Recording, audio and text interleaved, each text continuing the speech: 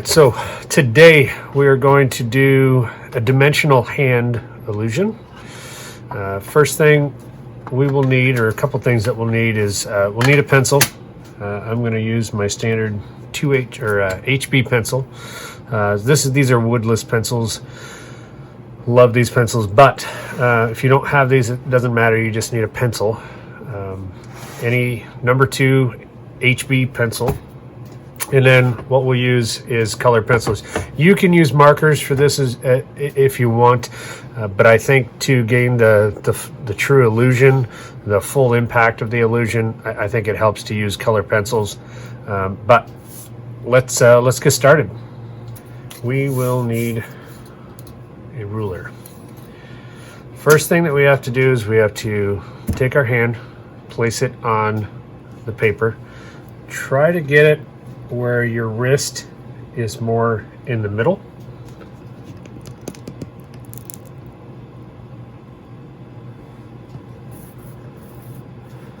In the middle of the paper going off. You could do it like this if you want. I've honestly never done it this way before, but you can do it that way. But I think what we'll do is go with this, and I'm going to take my watch off. I don't want that in there. I'm going to leave my ring on, but take my watch off. So all we need to do is keep your hand steady, still, and we're just going to trace. I'm going to start down here. Keep your pencil straight up and down. Don't tilt it.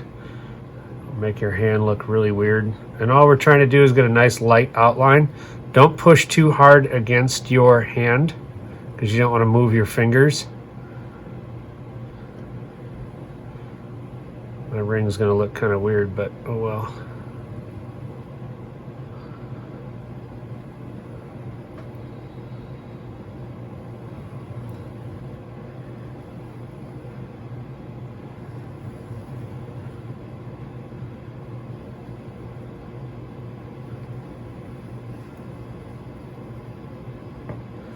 All right, so now I've got an outline in my hand. I got this weird little thing going on right here. I'm just going to erase that.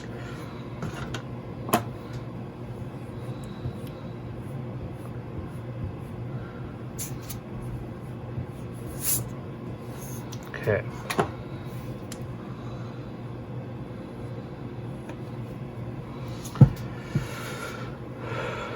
All right, and I've got a little blemish on my paper. I'm not too worried about that. It's going to get covered up with the colored pencils. So try to get your hand up as high as you can, but don't go all the way to the top. We do want to leave a little bit of room.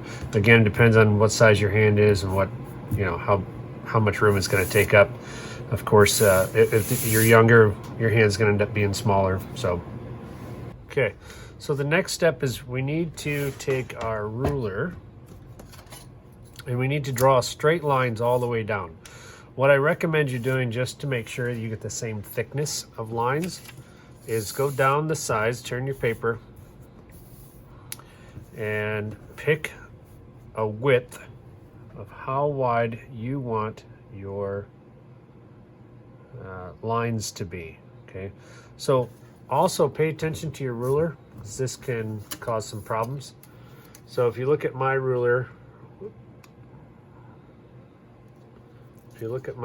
here, there's a little mark right there. That's the end of my ruler. That's my 0, not the edge of the ruler. Okay, not the edge of the ruler. That little tiny mark right there, that big mark right there, that's my 0.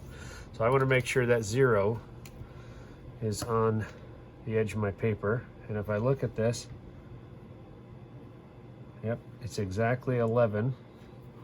So this is a 8.5 by 11 sheet of paper.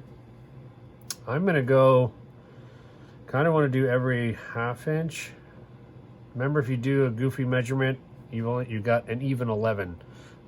So if you do 1/2 inches, that will be fine. If you do 1 inches, those will be fine. So I honestly haven't decided yet what I want to do. I'm going to go ahead and go with 1 inch. No, I'm not. I'm going to go with 1/2 inch lines. So I'm going to make a mark every 1/2 inch.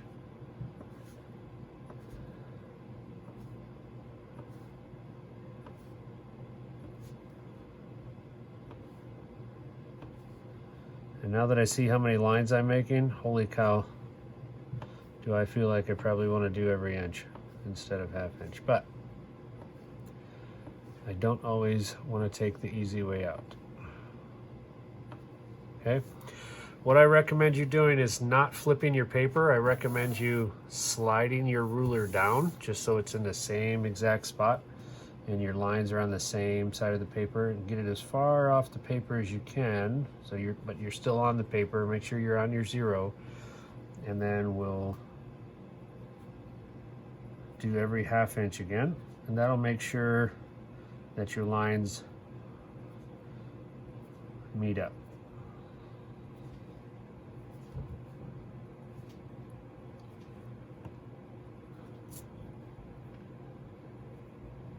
Try not to make these too dark. Yes, they will get covered with colored pencil, but we don't want everything to have outlines. We don't need everything to have outlines. I haven't decided if we're going to outline the hand or not. There's different ways we can do this. The more kid-friendly version are outlines around the hand, but I like to push my students and try to get them outside their comfort zone. You know what? I made half-inch marks. What I'm going to do is I'm going to start by I'm going to connect the 1-inch marks first. And when I do that, I'll see how wide that is. If I don't like that and I want to do it every half inch, I still got the marks, and I'll go from there. So be flexible, be willing to go with the flow here. I am trying to figure out which way. So always, it's easiest if you're right-handed and you draw with your right hand, your ruler should always be on your left, and you are going to line up. This way your hand stays out of the way when you're drawing your straight lines. So I'm going to try and make just a light line. I don't need to make it real dark. I'm just going to drag it real light.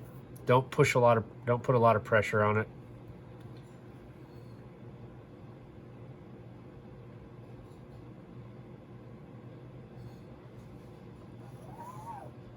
Oh, I made a mistake. Oh, I didn't. I drew on the ruler. Here's what we need to do. One step I forgot to mention. So what we need to do is when we're drawing these lines, we have to avoid our hand. So we don't want to make straight lines over the hands. Okay, this is where the illusion comes in. Okay. So when we go to draw our straight line, see this first one, there was no finger in the way. None of the hand was in the way. But this one, we're going to end up hitting the finger. We want to jump over the finger and then continue our line. See how that works? So we've got that gap. Okay, looks like I might need to darken this up. Might not be able to see this real well. I'm going to use a 2B pencil. I'm going to go a little darker so you guys can see this a little bit better.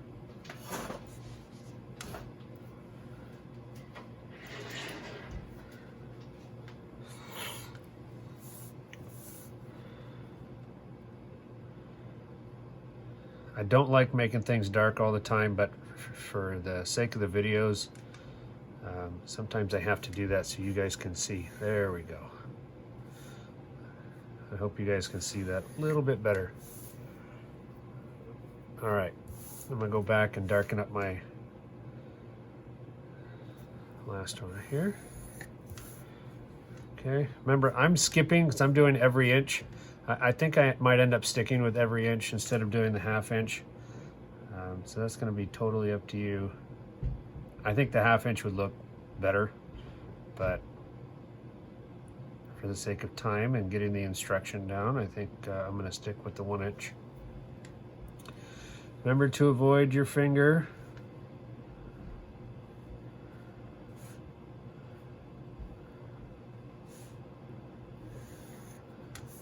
Okay.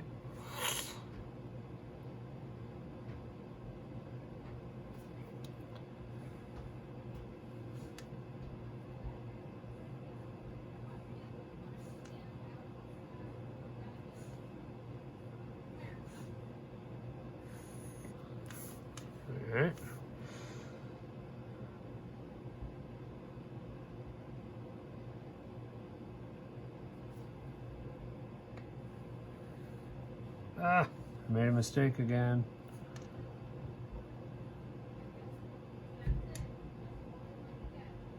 It's all right, I'll erase it. No big deal. See what I did there? I cut into my hand there. I don't want to do that. All right, better. All right, you're not going to want to use a 2B pencil or anything darker than that. You're going to want to stick with an HB pencil. You'll be able to see it just fine. But what I'm noticing is that since this is a higher B pencil, it's soft and it's starting to smear it. I don't want to smear it. You could do this another way if you don't want to do this with colored pencil. You can always do it with just straight shading and stick with the pencils. I've never done that before. I might have to attempt that just to see what it would look like.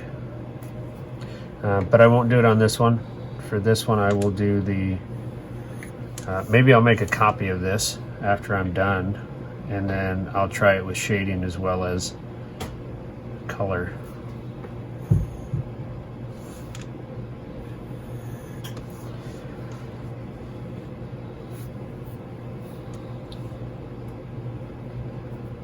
Yeah, I think the 1-inch lines were a good choice. It does create more to do in a wider area, but that's okay.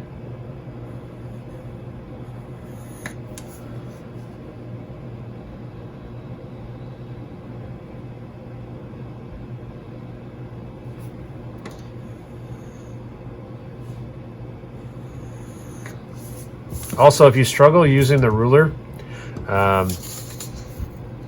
look up one of my other videos. I've got a couple different videos on how to use a ruler. So if you struggle with that, definitely check that out. So it's kind of light. I don't want to try and retrace my hand now. You can see the hand. If we zoom in there, you can see where the hand is, especially since I've got the lines made around it. So you can kind of see where the hand would be. Next step is very important to make it look dimensional. All right, so what we need to do from here is we've got to make this hand look like it's dimensional. We got to make it look like it's coming up. Okay, so to do that, these straight lines, that's why we didn't make straight lines on the hand itself. Otherwise it would just be flat and we'd have an outline of our hand. Well, you know, whoop-de-doo. That's not enough.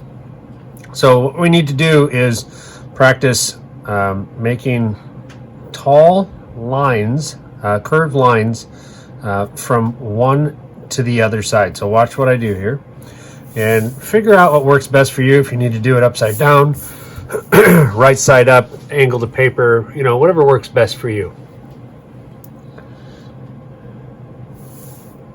Because you want to be able to see where the line is, and if it helps, sketch it out first, make it nice and tall, and come down. If you make it too flat, the illusion is not going to be as strong. So try to keep that line nice and tall. Okay, nice and tall. And we want all of them to be the same height. We don't want them to be a bunch of different heights. So that's pretty good. I think sketching's a good way to go about this, to make sure that we do it nice and slowly and we get the same height.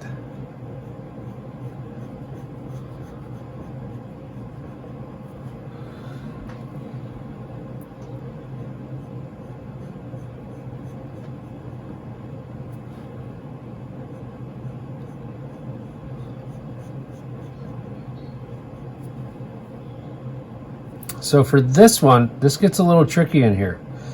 We end up having to kind of make a point right here in our hand because we can't see where that would be, but we can't just let it go up to here because that's not where the line ends. So watch how I deal with this. So I made a little point, try to make it roughly on the same line, and I'm going to go up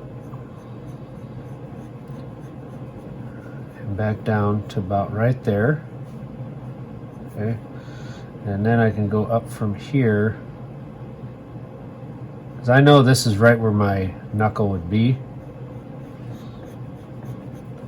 And then I can hit right there. The next line you're going to see is going to be, if we don't have that opportunity. Oh, whoops, I skipped. I don't even know how I skipped that. I skipped a line, sorry. That was weird. Why did I skip the line?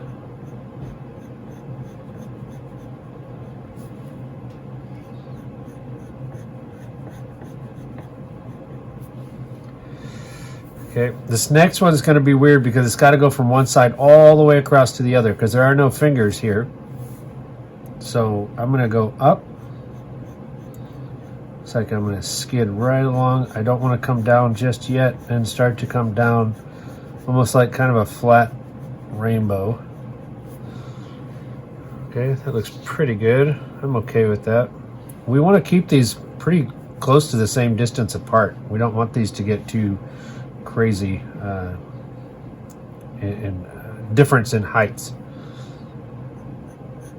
Remember, these, we want these to be parallel to each other. Okay, this is way over here where that's going to end, so that's going to end up coming through here and back over. And again, I'm looking right here to see how parallel I am. Looks like, oh, I'm going to skid right alongside that. Actually, I might even be able to make this, because that looks too flat right there. I don't really like the way that looks right in there. So what I might end up doing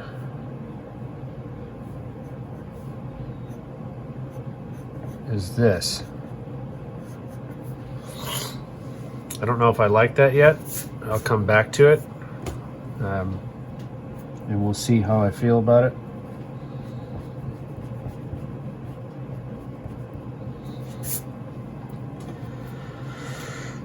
Right now I'm not liking it. I don't like the way that looks, but I don't know if I have a choice.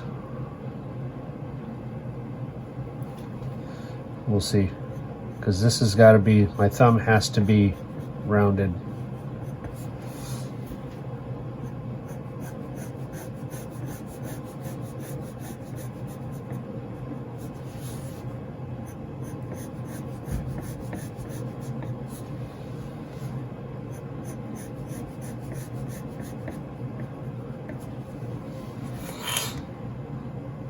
And I am going to do this one down here because this should still be, this would be my line down here.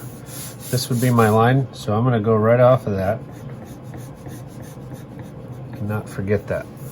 Okay, so now I got to look at this. There's a few things, well, there's at least one thing I don't like, and it's the distance between here, because it should be that same distance. Technically, this should come down, and I think I might end up doing that. So I'm going to go right along, I think about right here.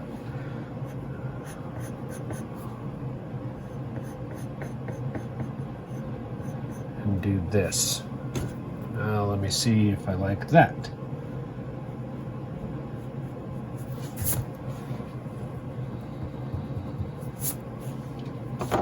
My eraser is a little dirty, so I'm not getting clean erasing. So let me look at that, evaluate.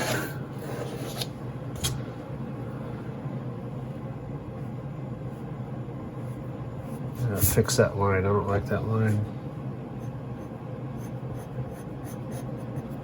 Okay, there we go. Still not sold on this.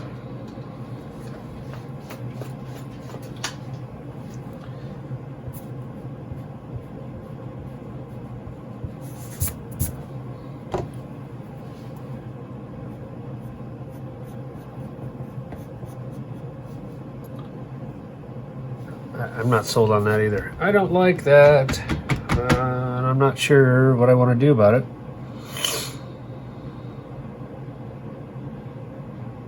I think what I'm going to do is I'm going to raise this up. I'm not going to drop that as early as I did. So in this case, and like I tell most of my students, or I tell my students a lot, is art a lot of times is about problem solving. I give you a problem, or I give them a problem, and they have to solve it. They may have never done it before, but that's okay. They need to figure out how to solve that particular problem to the best of their ability. So I'm going to come that up a little bit higher there. There we go. I think I'm going to meet up there. What I think I'm going to do here is I am going to just kind of skate along this line here. We'll go there, and then we'll go back to that. I'm a little better with that.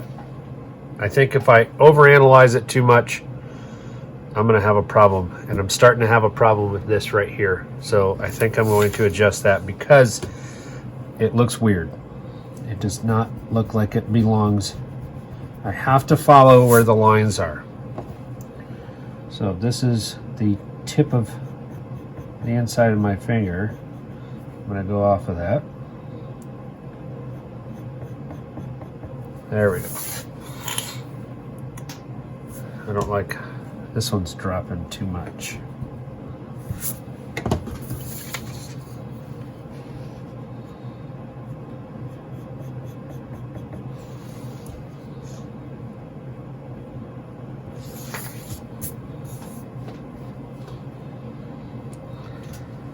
All right, I think I'm okay with that. All right, so time for the colored pencil. What I'd like you to do is choose 2 colors. 3 at the most. I'm going to do a 2-color scheme, I think.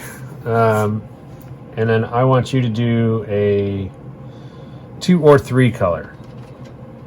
I'm not going to nitpick unless you're sitting in my class and I'm telling you what you have to do. But for right now, if you're just doing this at home, you choose 2 colors or 3 colors. I'm going to choose, I've got an indigo blue here,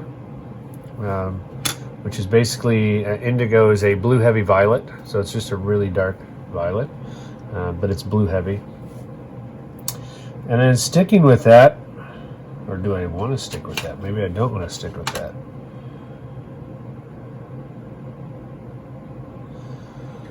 I'm going to go with, there's a Tuscan red. Actually, I don't like Tuscan red. Sorry about that.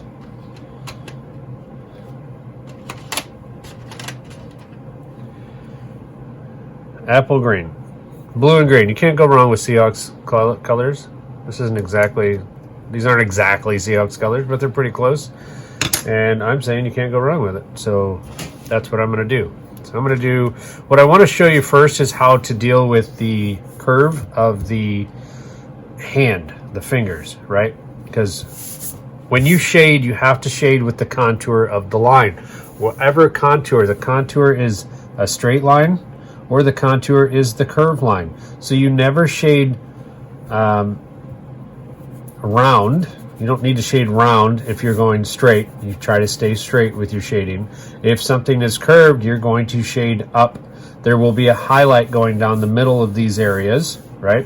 Because there's going to be a peak on the top before it starts to go down. So shading always goes from dark to light to dark again, if we can see the other side, which we can in this case. So we're going to imagine that our light source is coming from the top.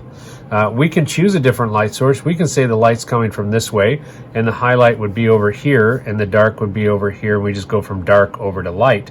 But in this case, I want it to be where the light is on top. I think it's the easiest to show you how to do this. I've got to sharpen my green, so I'm going to start with the indigo blue here. And I want to show you what I want. So what I want is to be a consistent color in the stripe itself. So whatever color and whatever shade. So if this is going to be my consistent color, this blue here, okay, I'm going to take this all the way through, and I'm going to keep that same color, same value until I get up to the finger. And I want to show you how this is going to work.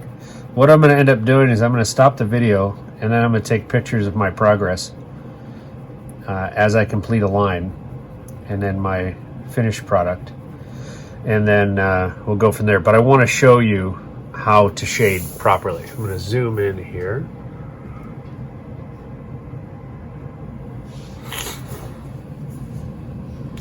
All right, so right here, and for you 6th graders, you already know this and how we shade, but 5th graders, you might not know this just yet, unless you've watched some of my other videos, but we're gonna go dark. I'm gonna kind of make this dark on the side, and what I wanna do also, and I'm going with the grain. I'm not going straight up and down. It may look like I'm going straight up and down, but I'm not. I'm making such small marks quickly, but I'm going with the contour. So my marks are always going with this contour. You have to pay attention to that. And we're basically just gonna go from dark to light and then back to dark again. And it has to do with pressure, okay? But I'm also going to put in a little bit of a dark area right next to the finger, right next to where it meets, because I want it to come up. So I'm gonna have this fade out a little bit. So I want that to be dark, okay?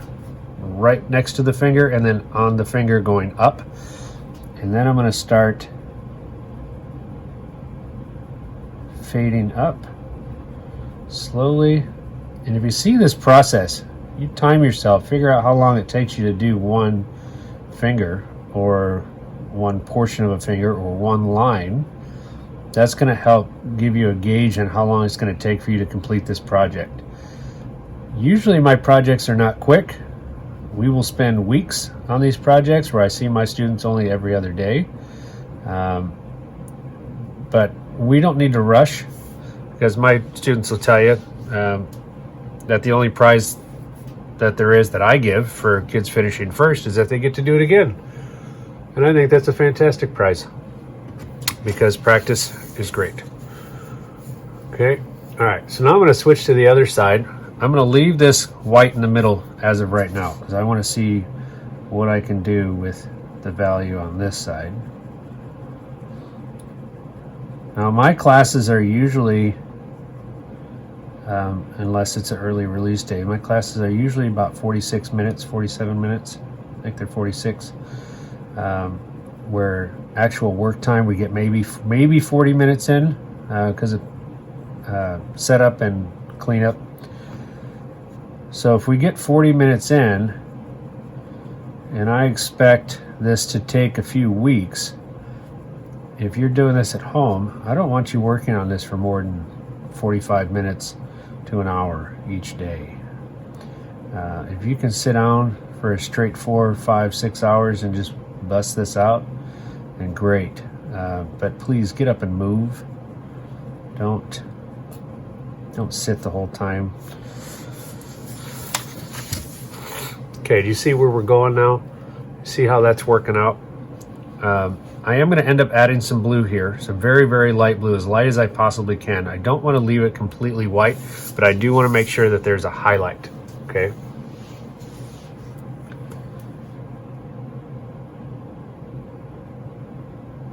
You got to be careful, especially with the darker colors. The darker color you choose, the harder it is to get light. And I'm barely touching the paper here, and if you notice, I'm doing this motion because I'm staying with the contour of the line.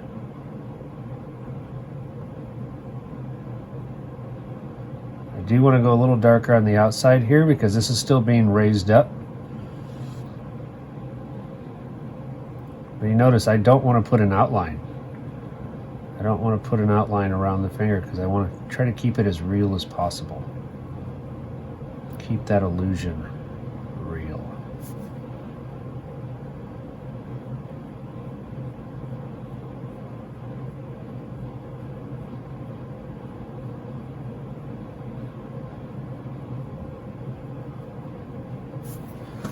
That's pretty good. Okay, see how that's working? Then the next one's going to be green. So this stripe, so I got to make sure that this is blue, I got to skip one, this is blue, skip one, blue, skip one, blue, skip one, blue. So now I know which ones have to be blue, because you don't want to mess up in the middle of doing this. You could do 2 blue, 2 green, 2 blue, whatever it is, colors that you're doing. I like to do the every other. Again, if you're doing 3 colors, then choose your 3 colors and then make sure you mark them which ones you're doing.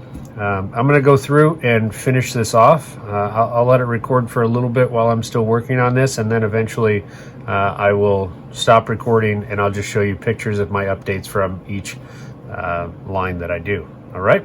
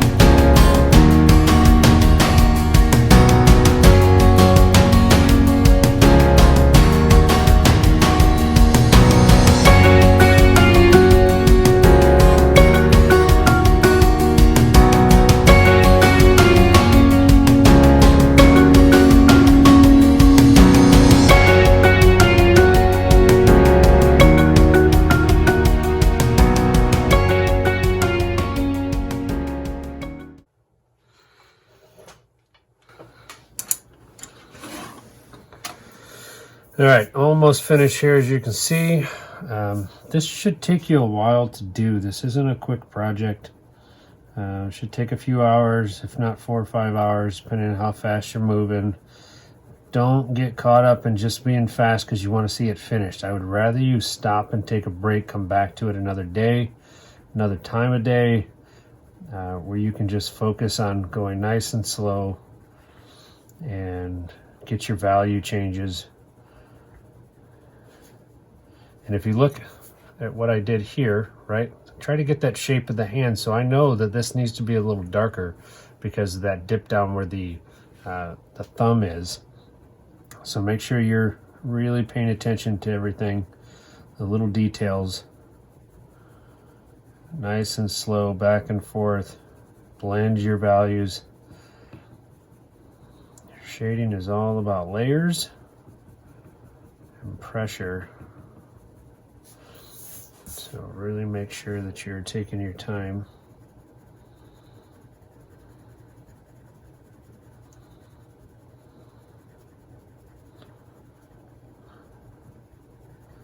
To get a nice smooth transition, you got to make sure that you're covering, backtracking your layers. Don't ever just do something once and move on. Like, you might have to go back to it multiple times to make sure that you're smoothing things out and making nice even transitions.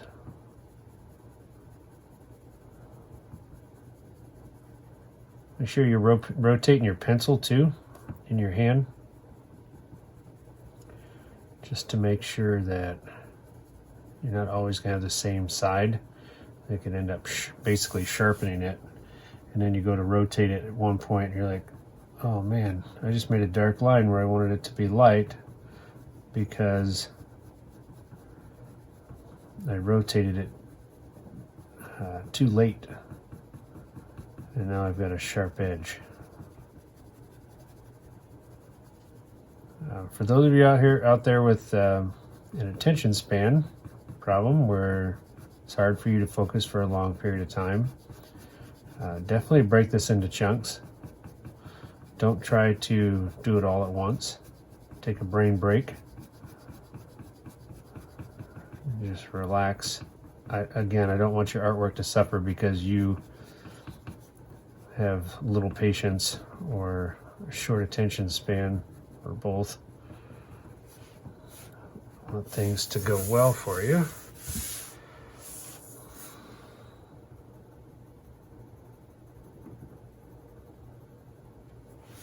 Okay, last little bit, then I'm done.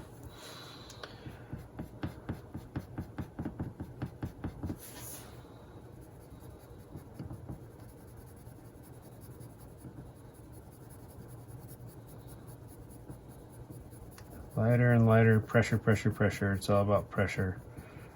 And we got to make sure we have some value in here. It can't just be white. So make sure that you are getting some value. It may be darker, like it's a little darker than I want it to be in the middle, but you can only get some of these colors so light, especially darker colors. If you choose all light colors, it'll be a little easier for you, but then it kind of takes away from the pop. I like the contrast. I like the dark with the light. I like the way that images look with that effect. All right. Oh, I think I am finished. I am okay with that. Fairly pleased. I think what I'm going to do is put my signature right down here in the green.